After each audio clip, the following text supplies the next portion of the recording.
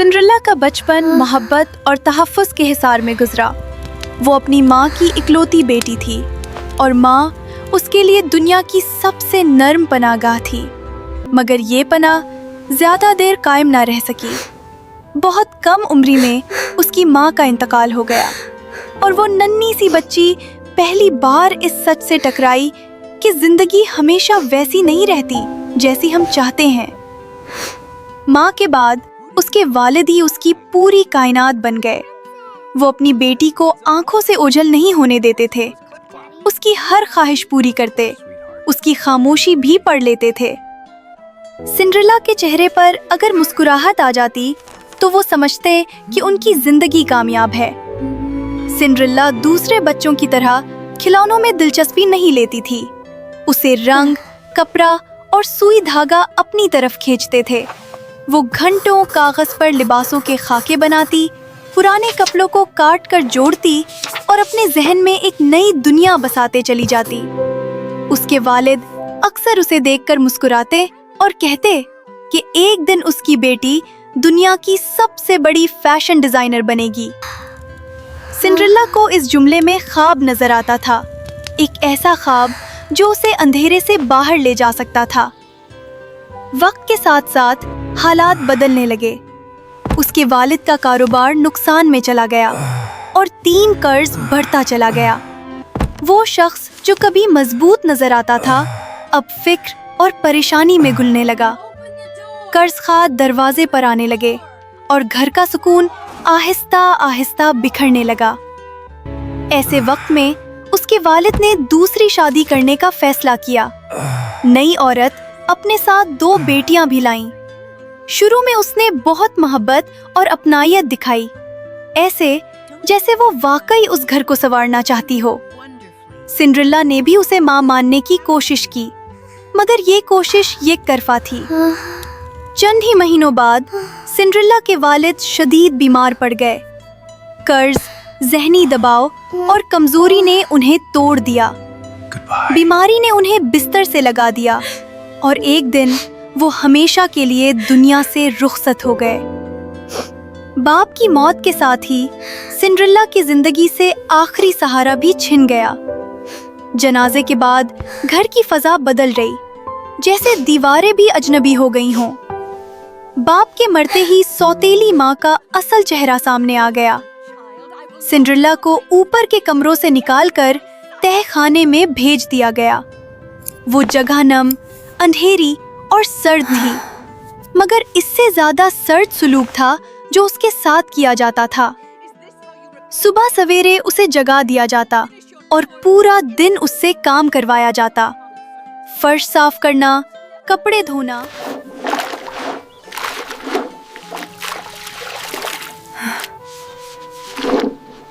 बर्तन मांजना, खाना पकाना, ये सब उसकी जिम्मेदारी बन चुका था। अगर जरा सी भी देर हो जाती तो डांट, ताना और कभी कभी भूख उसका मुकद्दर बनती। कई बार उसे खाने के लिए सिर्फ बचा हुआ या सूखा टुकड़ा दिया जाता और कभी वो भी नहीं। ऊपर वाले कमरों में सौतेली माँ और उसकी बेटियां ऐशो आराम में जिंदगी गुजार रही थीं। नए कपड़े, कहकाहे, मीठे खाने और आरामदेह बिस्तर उनका मामूल था। जबकि नीचे तहखाने में सिंड्रेला थकन और भूख के साथ सोती थी। रात के वक्त जब सब सो जाते, सिंड्रेला अपनी असल खुशी की तरफ लौटती। वो पुराने कपड़ों, फटे दुपट्टों और बच्ची खिच्ची चीजों से लिबास तैयार करती। उसके हाथों में वाकई जादू था। वो चुपके से ये कपड़े बाजार में बेच आती और लोग उसके काम की तारीफ किए बगैर नहीं रहते थे। ये घर का हक है। सिंड्रेला अपनी मेहनत की कमाई भी अपने हाथों से लुटाती और खामोश रहती। एक दिन पूरे शहर में ऐलान हुआ कि महल में एक अजीम शाही मेला होने वाला है, जहां शहजादा अपनी दुल्हन का इंतखाब करेगा और शर्त ये है कि लड़की ना सिर्फ खूबसूरत हो बल्कि बासलाहियत भी हो। ये सुनकर सिंड्रेला के दिल में एक उम्मीद जागी। उसने हिम्मत करके इजाजत मांगी, मगर सौतेली माँ ने सख्ती से मना कर दिया। उसने फिर भी एक खूबसूरत लिबास तैयार किया, मगर जब सौतेली माँ ने वो लिबास देखा तो गुस्से में आकर उसे फाड़ दिया। सिंड्रेला उन्हें देख रही थी। उसकी आंखों में एक खामोश ख्वाहिश थी कि शायद वो भी कभी किसी खुशी का हिस्सा बन सके, मगर सौतेली माँ ने उसे हिकारत से देखा और तल्ख लहजे में कहा कि वो यहीं घर में बैठी रहे।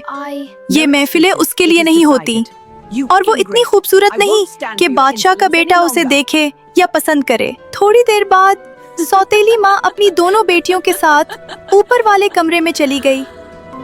कमरा आईनों और रोशनियों से भरा हुआ था। दोनों बहनें शीशे के सामने खड़ी होकर बारी बारी नए लिबास पहनने लगी, बाल संवारे, मेकअप किया और खुद को देख देख कर खुशी से मुस्कुराने लगी। कभी एक कहती कि ये लिबास मुझ पर ज्यादा अच्छा लग रहा है, तो दूसरी फौरन एतराज करती कि नहीं, ये तो मेरा हक है। जेवरों पर भी झगड़ा होने लगा। आवाजें तेज हो गईं।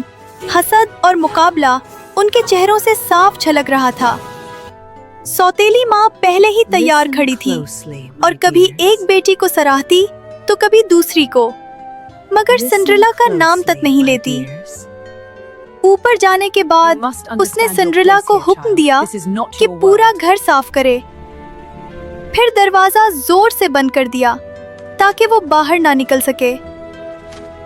उस रात सिंड्रेला टूट गई। वो आसमान की तरफ देखकर रो रही थी कि अचानक एक बूढ़ी जादूगरनी नमूदार हुई। उसने सिंड्रेला को जादुई लिबास और सुनहरी जूते दिए, मगर शर्त रखी कि 12 बजे से पहले वापस आ जाना होगा। महल में सिंड्रेला सबसे अलग नजर आ रही थी। शहजादा उसकी सादगी और आंखों की सच्चाई से मुतासिर हो गया। मगर जैसे ही घड़ी ने 12 बजाए, सिंड्रेला वहां से भाग निकली।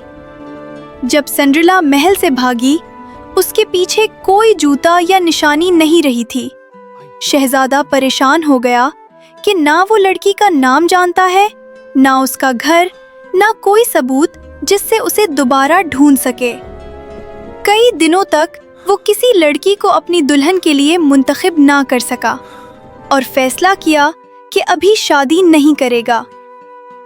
वक्त गुजरता गया। शहजादा गांव और शहर के मुख्तलिफ मकामात पर जाता रहा। सिंड्रेला आज फिर रोजाना की तरह बाजार में कपड़े बेचने आई हुई थी। ये उसकी जिंदगी का मामूल बन चुका था। वो खामोशी से अपने बनाए हुए कपड़े लोगों के सामने पेश कर रही थी और कुछ औरतें पास खड़ी होकर उसके कपड़ों की तारीफ कर रही थीं। दूर खड़े शहजादा ने देखा कि लोगों का हुजूम जमा है और तजस्सुस में वो करीब आया कि देखे ये सब किस चीज के लिए है। जैसे ही वो हुजूम के पास पहुंचा, उसकी नजर सिंड्रेला पर पड़ी जो आराम से कपड़े बेच रही थी, और तब उसे फौरन एहसास हुआ कि ये वही लड़की है जिसकी सादगी और खूबसूरती ने उसे पहले मुतासिर किया था। शहजादा फौरन पहचान गया और सिंड्रेला के पास गया, मगर वो खौफ के मारे इनकार कर गई। शहजादा नरमी से बोला कि डरो मत, मैं तुम्हारे साथ हूँ और तुम मेरी हो। यूं सिंड्रेला अपनी मेहनत और सादगी के जरिए पहचानी गई और शहजादादे की दुल्हन बन गई। अगर आपने यहाँ तक वीडियो देख ली है तो सब्सक्राइब जरूर करें। आपका एक लाइक हमारी मेहनत का इनाम है।